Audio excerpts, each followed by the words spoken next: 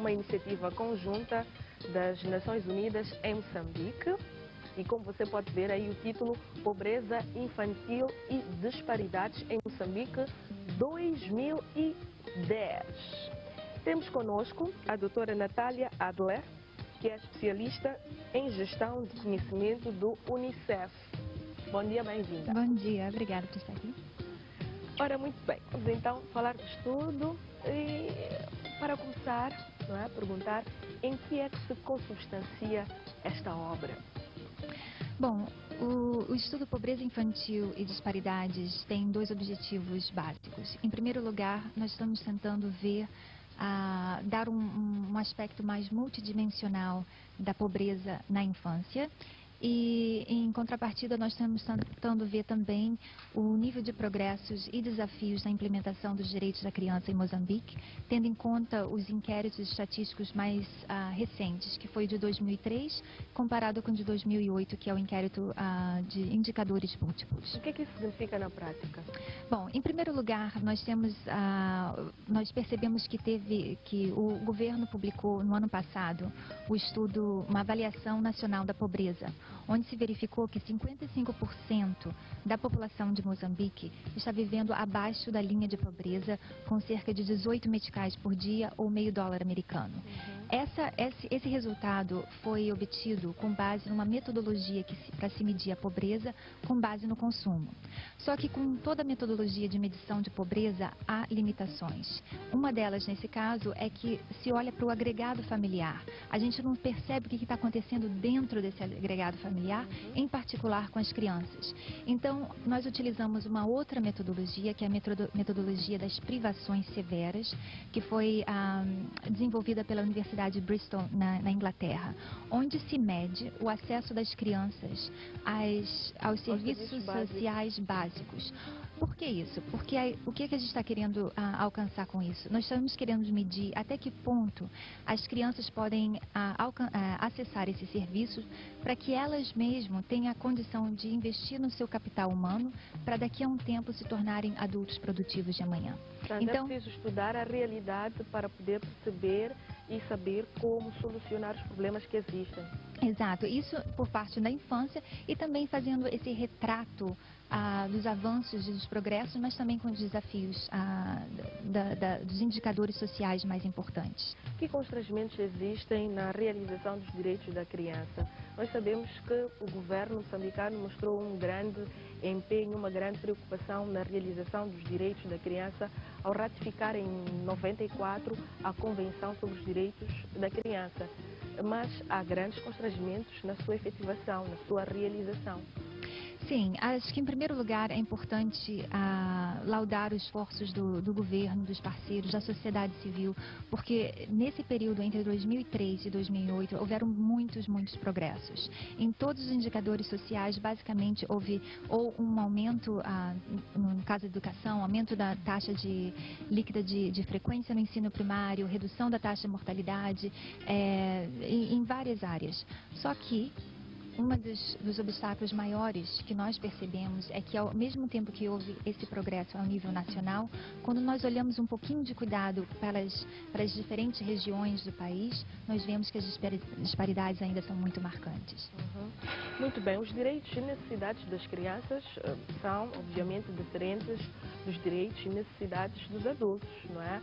Porque ter privação e pobreza absoluta quando se é ainda criança afeta ao longo de toda a vida a saúde, o crescimento e a possibilidade de criar uma família e de ser feliz. O que está a ser feito então para que toda a sociedade perceba qual a importância de respeitar e cumprir com os direitos da criança? Bom, eu acho que você falou... os constrangimentos que existem. Eu acho que você tocou num ponto muito importante, que a pobreza na infância é diferente da pobreza quando se é adulto. Por quê? O que acontece na infância vai ter efeitos irreversíveis. E por isso que a pobreza na infância é muito importante se olhar para essa área, porque a pobreza na infância tem um efeito intergeracional. Uma criança pobre provavelmente vai se tornar um adulto pobre que depois vai vir a ter filhos pobres. Então cria esse ciclo vicioso. E por exemplo, um dos indicadores mais representativos dessa situação é o caso da desnutrição crônica, que afeta cerca de 44% das crianças menores de 5 anos em Moçambique. Então, Um número elevado. É um dos mais elevados do mundo, e eu sei que você vai ter uma nutricionista no programa hoje. Então, e a desnutrição crônica, é importante saber isso, porque a desnutrição crônica, ela afeta as crianças desde o período de gestação até os 2 primeiros anos de vida. Então, se uma criança nesse período sofrer de desnutrição crônica, o que significa que, mesmo que depois ela possa até se alimentar melhor daqui a um tempo, o efeito que tem, que é um efeito não só de crescimento físico, mas de retardamento mental, é para sempre. Nunca mais vai poder voltar essa criança a um estado normal. Ora, o estudo apresenta-nos progressos que foram alcançados nos últimos anos no tocante ao combate à pobreza infantil.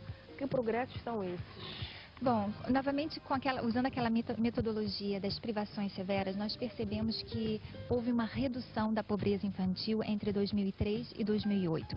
Ao contrário da avaliação realizada pelo governo, que usa a metodologia do consumo, onde verificou-se uma estagnação da pobreza nos últimos 5 anos, com base nessa metodologia, a percentagem de crianças sofrendo de 2 ou mais privações severas diminuiu de 60% em 2003, passando para 48% em 2008. Significa que as ações que estão a ser feitas estão a surtir algum efeito. Ações para reduzir o fardo da pobreza infantil que afeta principalmente as crianças. Não é? Exato. Como disse no início, olhar para uma família e pensarmos que está tudo bem não é necessariamente saber da realidade do país. Portanto, como costumamos dizer, o país real. Muitas das vezes os adultos podem estar bem, mas as crianças não. E são essas crianças que vão se tornar os adultos de amanhã, dos quais nós dependemos para levar o desenvolvimento econômico e inclusivo a cabo. Que soluções para a pobreza infantil a obra nos apresenta? Bom, como eu havia falado antes, a metodologia das privações olha para a pobreza de uma maneira multidimensional. Então, não é uma resposta na área de saúde ou na área de educação, não é isso. Se nós queremos que as crianças se desenvolvam plenamente, se tornem adultos produtivos, elas têm que ter acesso a todos esses serviços sociais. Um ou outro não vai fazer a diferença. Se uma criança tem uma boa educação, mas ela sofre de desnutrição crônica durante a infância, ela nunca vai poder se tornar um adulto produtivo no futuro. Então, primeiro é essa abordagem multissetorial. Essa é uma das primeiras iniciativas que tem que se ter.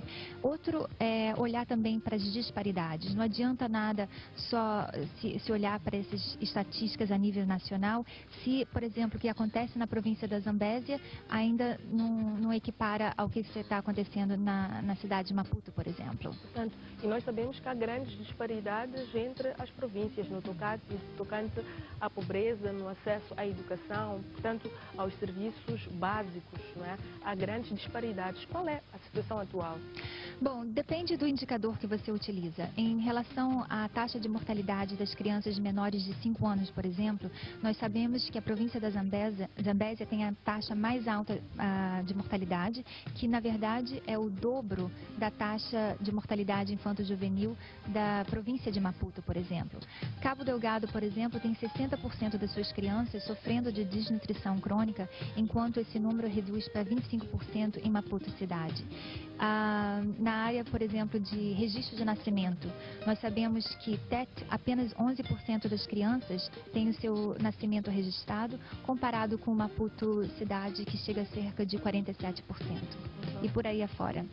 No acesso à educação também. Que consequências desse lamentável e triste fato?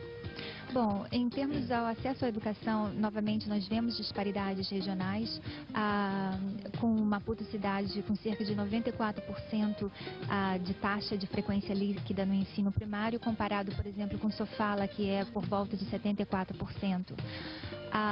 Naturalmente que o investimento na educação é a educação principalmente das raparigas, que depois vão se tornar mães e vão ter a oportunidade de passar vários conhecimentos nem sempre assim conhecimentos literários, mas cuidados alimentares, práticas de amamentação materna, tudo isso vai passar com mais educação. Aliás, a educação da mãe, o nível de escolaridade da mãe é um dos fatores que mais podem reduzir a pobreza infantil. O estudo também apresenta-nos dados sobre a frequência escolar das crianças, onde verificou-se que quase metade de crianças dos 13 aos 17 anos ainda se encontra a frequentar a escola primária. Exato, é verdade. Houve um progresso muito grande em termos de acesso à escola primária, que passou de 60% para 81% entre 2003 e 2008. No entanto, quando nós olhamos para as crianças entre 13 e 17 anos que deveriam estar no ensino secundário, elas ainda estão no ensino primário. Estar acima da idade é muito frequente no nosso país, não é? Exato. Quais são as razões para esse facto? Bom, é uma combinação. É uma combinação. No terreno? Uma combinação de razões. Em primeiro lugar, as crianças tendem a entrar na escola já com uma idade um pouco mais avançada. Algumas podem desistir e depois voltar para a escola. Talvez não estão progredindo ao mesmo tempo. Então, há um mundo de razões para isso. Há também questões ligadas às tradições, à cultura, não é, dessas crianças. Sim, um dos fatos que nós vimos é que a probabilidade de uma rapariga que deveria estar no ensino secundário, quando ela está fora da escola, nós vemos que há uma correlação entre o nível de raparigas fora do ensino secundário e o casamento infantil. A violência e abuso nas escolas também foi alvo de estudo desta obra. Sim, sim. Que dados nos apresenta a obra em relação a isso? Nós citamos, por exemplo, um estudo que foi publicado pelo Ministério da Educação, onde 70% das raparigas entrevistadas, elas reconheceram que há casos de abuso sexual nas escolas. Naturalmente que o Ministério da Educação e outros ministérios responderam com uma atitude bem efetiva em relação a isso, com a declaração da tolerância zero, e há uma campanha que já foi lançada já na semana passada em relação a isso também. Mas ainda há muita coisa que precisa fazer. O estudo também aponta, por exemplo, que há muita aceitação da violência doméstica ainda. Por exemplo, cerca de metade das mulheres em Moçambique acham que é justificada a violência doméstica. Na província de Niassa, cerca de 70% das mulheres acham que é justificado a violência doméstica em alguns casos. Portanto, o facto de o esposo ou o namorado as violentar tem uma justificação. Ele tem sempre razão para o ato. E depende de onde você estiver. Já em Maputo, por exemplo, apenas 10% das mulheres acreditam que é justificada. Qual é a importância desta obra, professora Natália? Bom, o alcance dela? Dos objetivos, como eu falei antes, é olhar para os progressos e desafios. Porque, como todos nós sabemos, os recursos financeiros para se investir nos programas e políticas sociais que visam mitigar essas disparidades, esses problemas, necessitam de dinheiro. E esse dinheiro é limitado. Nós sabemos disso tudo. Então, como é que a gente pode avançar se o problema são muitos? O que a gente tenta buscar com o estudo é a identificação de prioridades. Se há uma província que ainda os progressos são muito lentos ou que há um desafio muito maiores, esses devem ser o objetivo principal desses programas e políticas sociais. A obra existe, está disponível onde? Para qualquer leitor que se interessar pelo conteúdo, como é que as pessoas poderão fazer para ter esta obra? Bom, nós estamos agora fazendo um processo de distribuição maciça do documento, que está disponível em 2 línguas, em inglês e em português, e temos também no website do Unicef, aqui em Moçambique, disponível o documento em vários capítulos e de forma bem interativa que pode ser acessado.